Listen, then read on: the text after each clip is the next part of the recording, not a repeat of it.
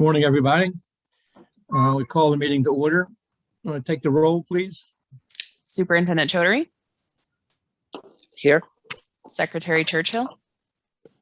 Here. Ms. Eberhardt. I'm here. Mr. Gibbons is absent. Ms. Lala. Here. Mr. Lombardo is absent. Secretary McCord. Here.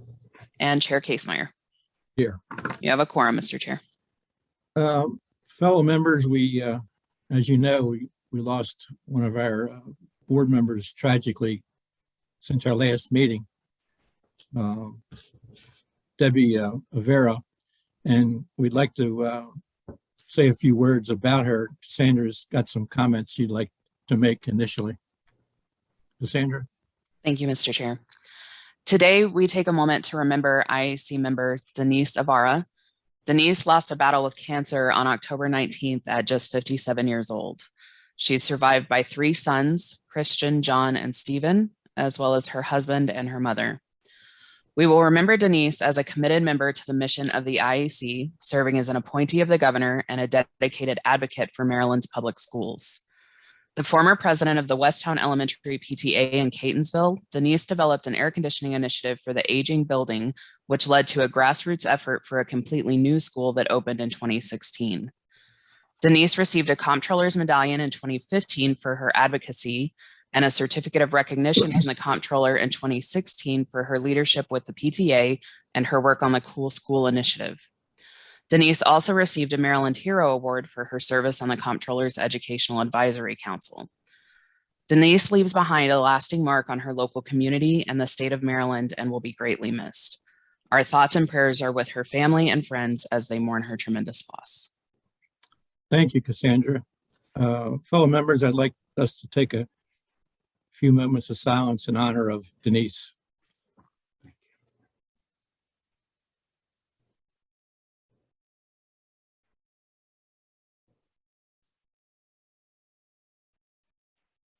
Thank you very much. Bob, any revisions to the agenda? Mr. Chair, on item number 6, I will present that item rather than Brett Weskowitz. Okay. Any public comment? No public comment, Mr. Chair. Okay, let's move to the consent agenda. Approval of the minutes from the October 14th meeting. Any corrections? Secretary McCord. No, I would move for the approval of the entire consent agenda, which includes the approval of the minutes, the contract awards, the project closeouts, and the Harford County site approval for the Homestead Wakefield School, a place which I taught French for just a little bit of time. Oh, oui. Yes, yes. Do I hear a second to that motion? Second. Any discussion about the Secretary's motion? Anybody have any questions? Okay, all in favor, say aye. Aye. Opposed? Okay. Okay, Bob, the quarterly report for the project activity. Thank you, Mr. Chair. These are informational items, and we are we can read through these item by item. They're intended for information, and might be best if I stand for questions, or anybody can follow up afterwards if they have questions on anything. I'd be glad to give you more information. Does anyone have any questions or concerns about any of these issues E through H on your agenda? Okay, good. Let's move to item number 2, Built to Learn project approvals. Arabia? Yes, good morning. Morning. The Built to Learn Act of 2020 empowers the Maryland Stadium Authority to sell revenue bonds to fund school construction projects approved by the IAC on a year-round basis. Project evaluations for IAC approval are based on project readiness, scope of work, total cost of ownership, cash flow needs, and educational specifications that are reviewed and supported for technical sufficiency by the IAC staff. To date, the Interagency Commission on School Construction has approved 14 projects totaling $283 million through the Built to Learn program. Today, we ask the commission to consider approving staff recommendations for 9 more projects, totaling $263 million. The state share for the total Build to Learn program will increase to $545 million. Projects eligible for these state funds are those identified in the table on page 393 of the agenda, and includes planning, design, furniture, and fixtures as part of the overall cost, unless otherwise directed by the LEA to exclude. In accordance with the Act, counties with a 50% state share are eligible for additional gross square footage up to 150% above the gross area baseline. For this round of recommendations, Montgomery County projects fall in this category. For your convenience, we have attached the computation worksheets used to calculate the maximum state construction cost for each project, eligible project. I would like to disclose that an error was detected on the Build to Learn worksheet for Medalla replacement project after the agenda was originally published. The calculation error has been corrected and is now reflected in the published agenda on the website. It is anticipated that the next round of Build to Learn projects will be recommended to the commission in January of 2022, which is when it is expected that all outstanding issues for that round of potential projects will be resolved. The chief of the Maryland State Department of Education Schools Facility Branch and the IAC's lead regional facility manager are available to respond to any technical questions you may have. So we now stand for questions or clarifications. Any questions for Arabia?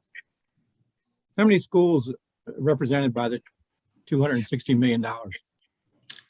It's a total, well, mainly it's the larger counties. So I'm going to say Anne Arundel. How many individual schools? Total is 9 plus the 14. So. Okay. Any questions of interest to Arabia?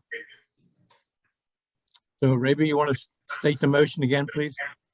The motion is, I'm sorry, I don't even have a motion. Hold on one second. To approve projects as presented to be funded, executed through the Build to Learn Act, with allocations estimated to total approximately $263,735,062. Final funding amounts are subject to adjustment based on finalization of project worksheets and review of project eligibility. We'll hear a motion. Motion. Second, Second, Gloria Lawler.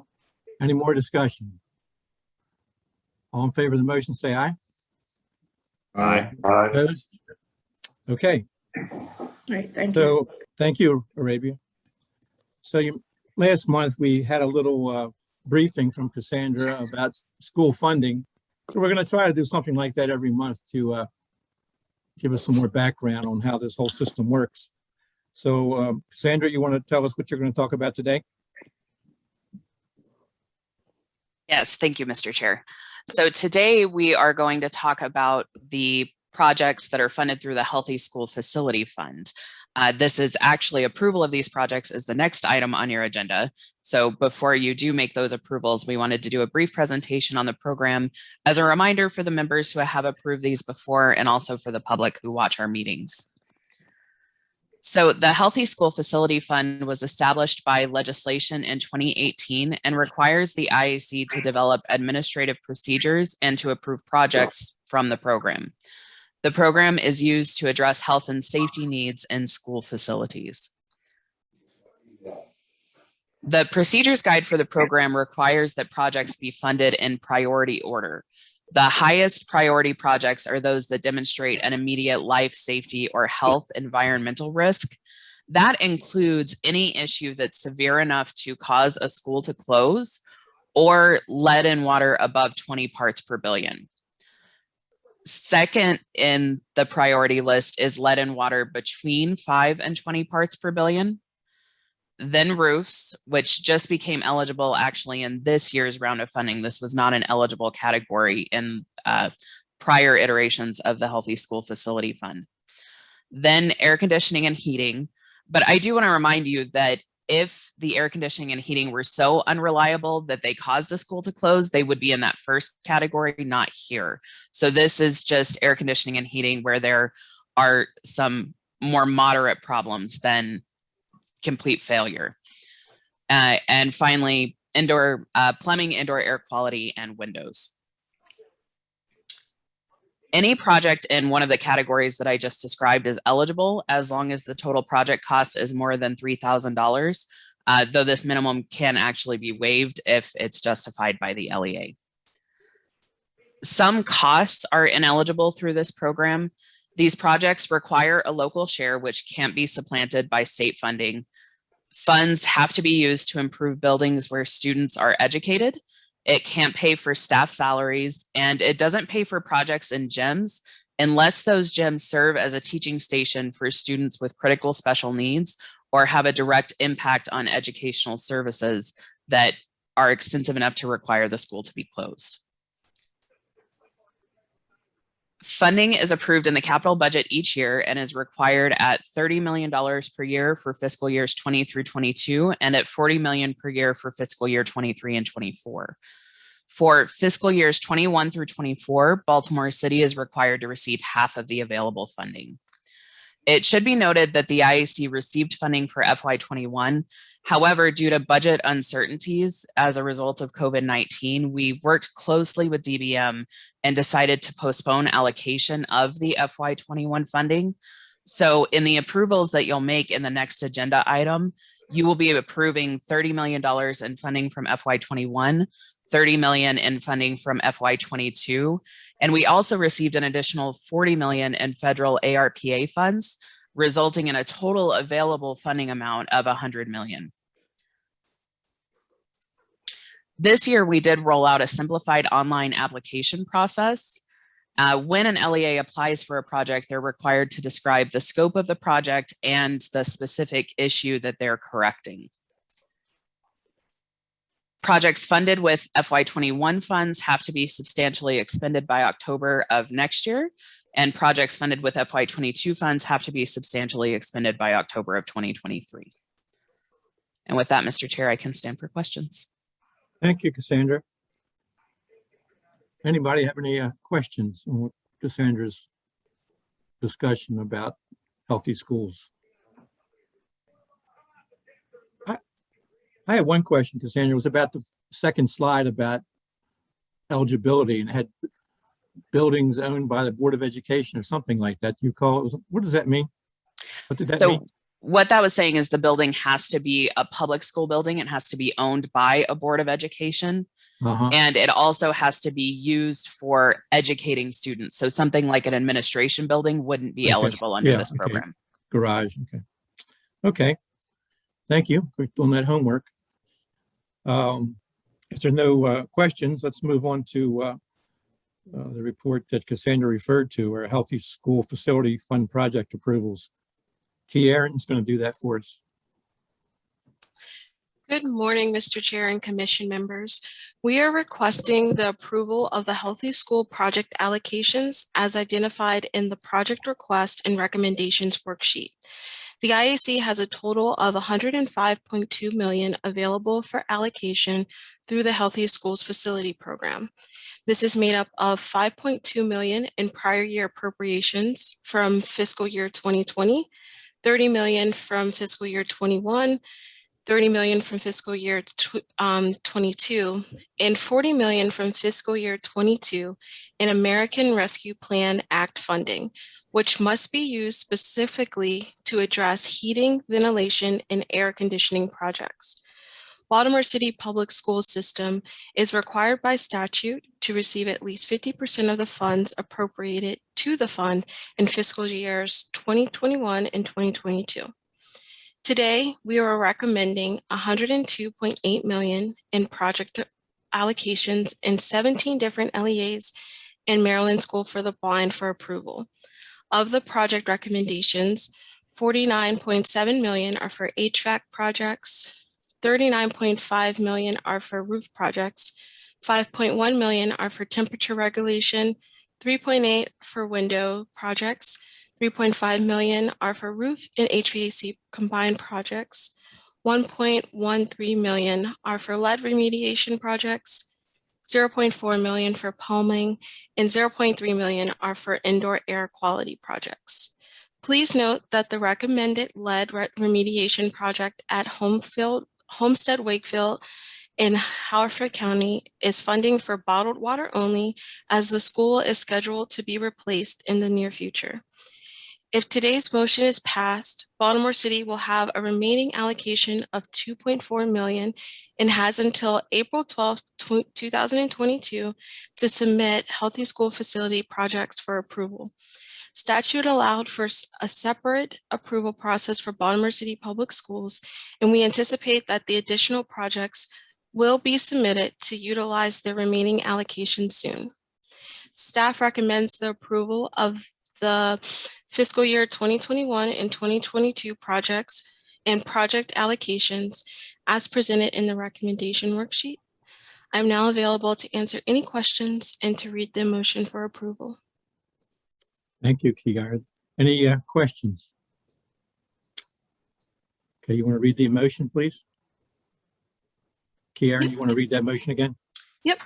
The motion is to approve the fiscal year 2021 and 2022 Healthy School Facility Fund allocations as recommended, including 50% of total fiscal year 21 and fiscal year 22 allocations to Baltimore City in accordance with Educational Article 5-322, totaling $5,216,893 in recycled fiscal year 2020 Healthy School funding, $30 million in fiscal year 2021 Healthy School funding, including $15 million to Baltimore City, $30 million in fiscal year 2022 Healthy Schools Facilities funding, including $15 million to Baltimore City, $40 million in fiscal year 2022 American Rescue Plan Act funding, including $20 million to Baltimore City. Thank you. Do you hear a motion? For Move, approval? Gloria Lawler. Okay, her second. Thank you, Linda. Any more discussion? All in favor, say aye. Aye. All opposed? Thank you, Kiara. Okay, Jamie, you're going to talk about the school safety extension. Mr. Chairman, can you hear me? Oh, yes. Now, will this funding address some of the problems we had last fall with the opening of these schools, especially in Baltimore, with the heat problem and the weather problem? I'm asking that because there's been a lot of criticism. I understand. Mr. Chair, if I could answer. Yes. Go ahead, Bob. This funding goes partially towards that, as well as the later on in our earlier on in our informational report, the Baltimore City 15 million HVAC report, as well as CIP funding. So it all works together towards resolving those heating problems that we heard about a couple of years back. There were also some cooling problems. Then air conditioning has gone in. A lot of vertical package units have gone into old buildings where it's not cost effective to replace them all. With a brand new total system, so it's to get the building to limp along until we get to those replacement projects. But we've narrowed the gap. It's a pretty small gap, and I'd be happy to send you that information. We just did an overall report and sent it to the governor a month ago. I saw it. Okay. Thank you. How many schools need to be air conditioned yet in Baltimore City? I'll have to. Let me look that up, and I'll get back to you before the end of the meeting. Okay, good enough. Mr. Chairman, one last statement. You know, this money is being approved to do that, but the projects will not be completed by this time next year. I don't think. So the money is en route to addressing this problem. Correct, but we've had another program that is dedicated totally to the air conditioning improvement, which Bob will talk about maybe later on when it gets that number. Okay, Jamie, do you want to get into the school safety grant program for Baltimore City? Sure do. One thing I would add, Ms. Lala, that the Healthy School Facility Fund application requests from Baltimore City include a number of full HVAC replacement projects that will address both heating and cooling. So it's a pretty good package, and they do have at least about $50 million to spend on it. So with that said, good morning, members of the commission. It's really good to see you. Before you to introduce item 5, an action item. It is the School Safety Grant Program application period extension for Baltimore City Public Schools. And that action item can be found on page 426 of your agenda. First, I'll provide some background, stand for questions, and then I will, at your discretion, read the motion. At the meeting of the IAC on July 8, 2021, the Commission approved the allocation of FY 2021 SSGP funding, and at the same time approved the updated administrative procedures guide for the program. Because all program funds must be contracted before the end of FY 2022, a compressed application period began on July 9, 2020, and ended on September 10, 2021. In order to encourage and support LEAs to utilize all available funds, staff provided additional information and reminders to all LEAs to complete all SSGP project applications before the end of the application period. Due to an administrative oversight, staff did not provide one last final reminder to Baltimore City Public Schools. While city schools submitted no SSGP applications prior to the deadline, subsequent communications have shown that Baltimore City did have projects to submit and has shown that LEA has scopes and cost estimates for a number of projects that they had planned to complete with SSGP funds. A 90-day extension of the application period would allow $841,000 in SSGP funds to be allocated to city schools projects if requests are determined to be eligible, and would not require an additional deadline extension. Therefore, staff recommends approval of a 90-day extension of the SSGP application period for Baltimore City Public Schools. With that said, I'll stand for questions. Any questions for Jamie? Yeah, Secretary McCord. yeah, Jamie, I have a question. Are there any other LEAs that would need this extension?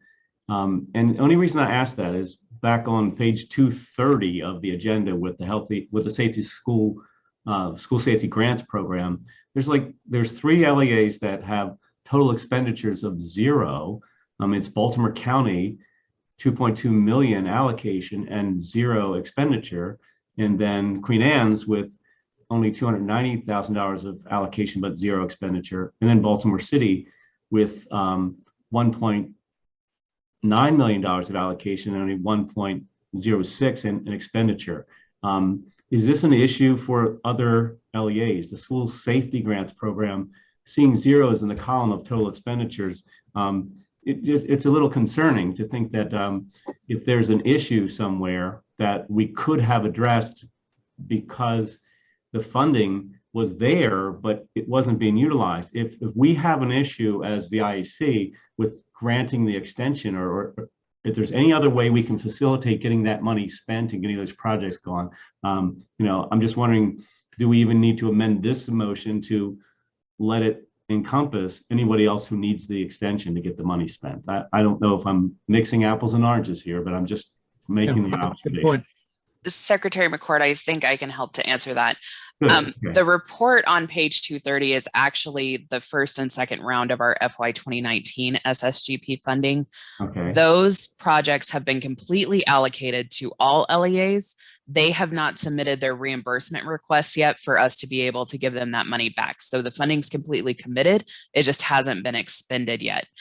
Jamie is talking about our FY 21 round of SSGP, where all of the other LEAs have submitted sufficient applications to utilize their total allocation. Baltimore City just needs this extension to be able to do the same. Thank you for the clarification. I'm clearly happy to grant the extension, just making sure that if it was a similar situation anywhere else, we would also grant the extension. So thank you. I will also note that your confusion may have been also because there is a typo in the agenda item. The application period began on July 9/2021 and ended on September 10, 2021. And I had said 2020 for the beginning.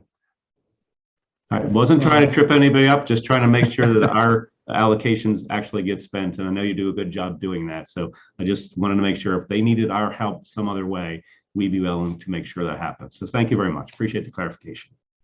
Thank you. Good question. You want to read the motion, Jamie?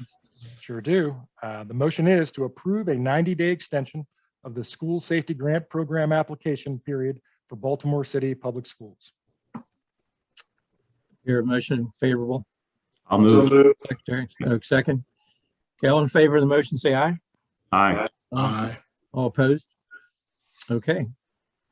Let's go to Thank you. item 6. I'm sorry. Oh, thank you, Jamie.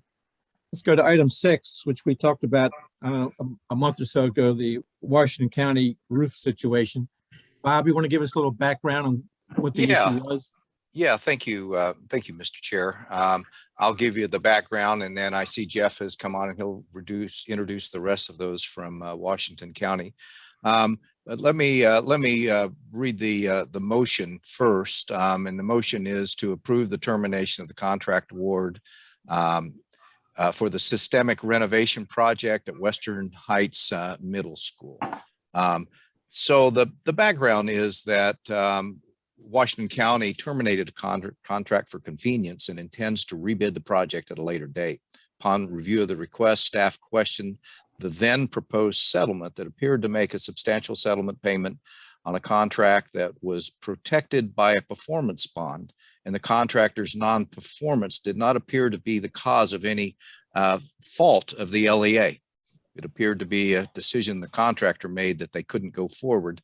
And that's what we're protected and pay for those bonds for.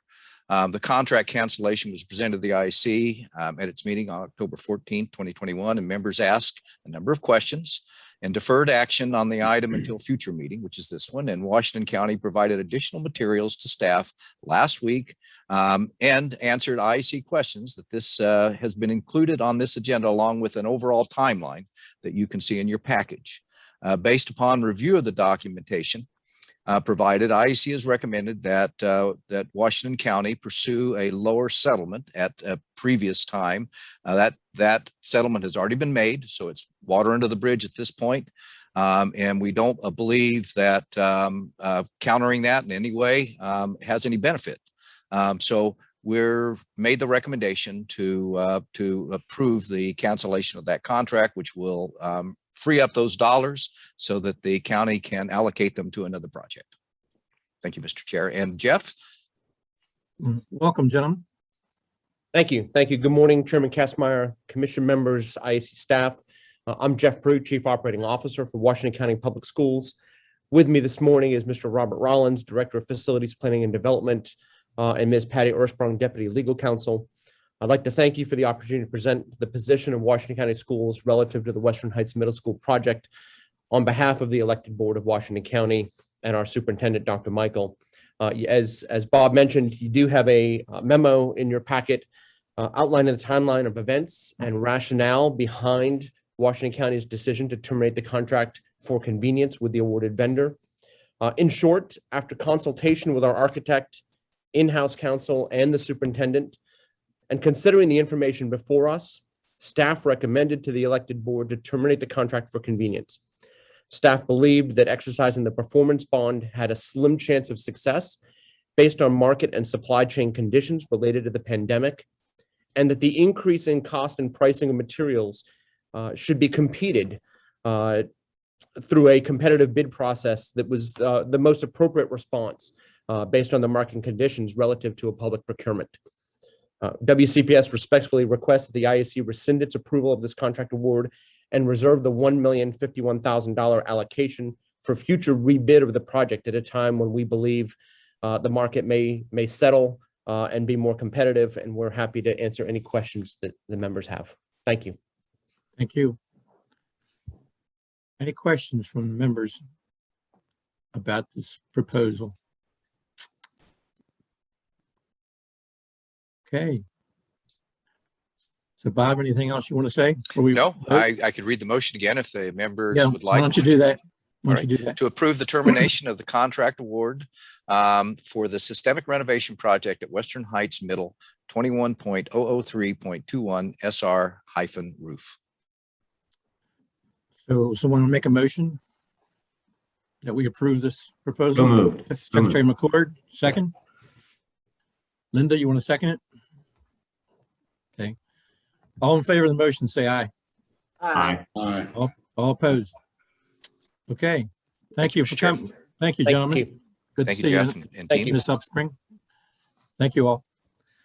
Let's move on to item 7, Washington County reimbursement extension.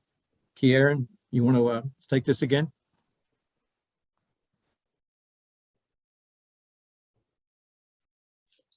Kieran, you going to do number 7? Yeah. Let me, She's still there? She should be. Let me just go check on her real quick.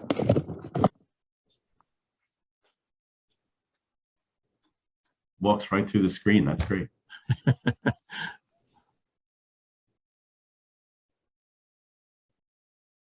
She's got the next 2.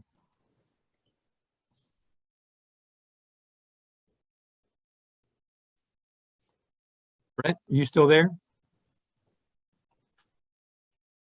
Mr. Brett? Chair, I can keep us moving while Bob checks Technical on glitch. Q. She's going to join you here.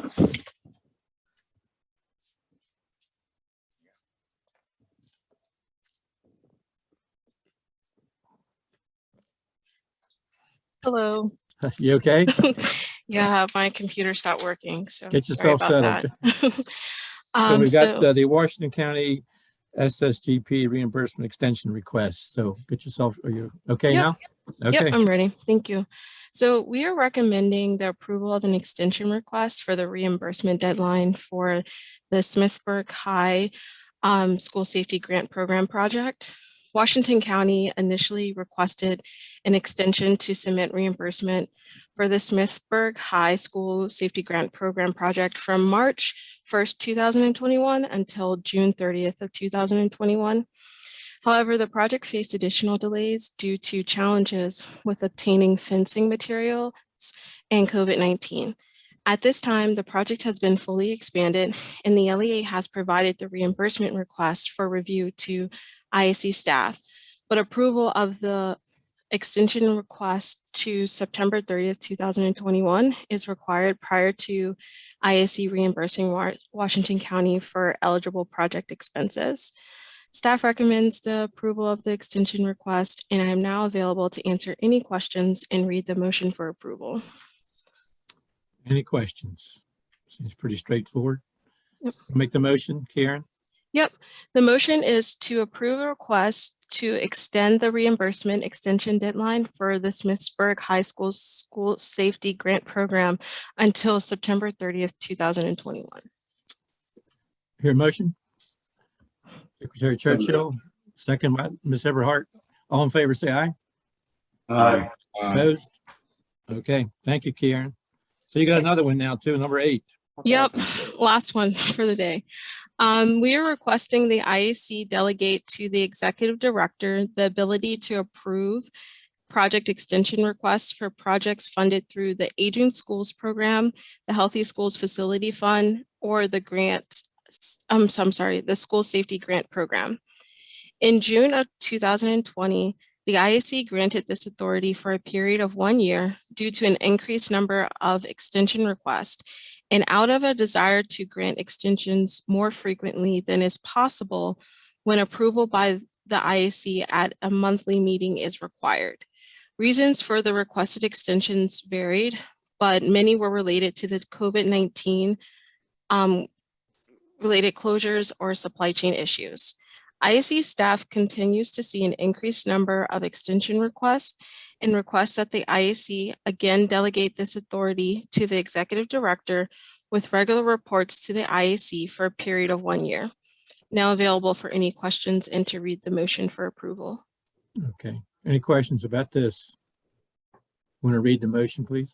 Yep, to delegate authority to approve project extensions for projects funded through the Aging Schools Program, the Healthy Schools Facility Fund or the School Safety Grant Program to the IAC Executive Director until November 30th, 2022, so long as the extensions do not violate any legal requirement.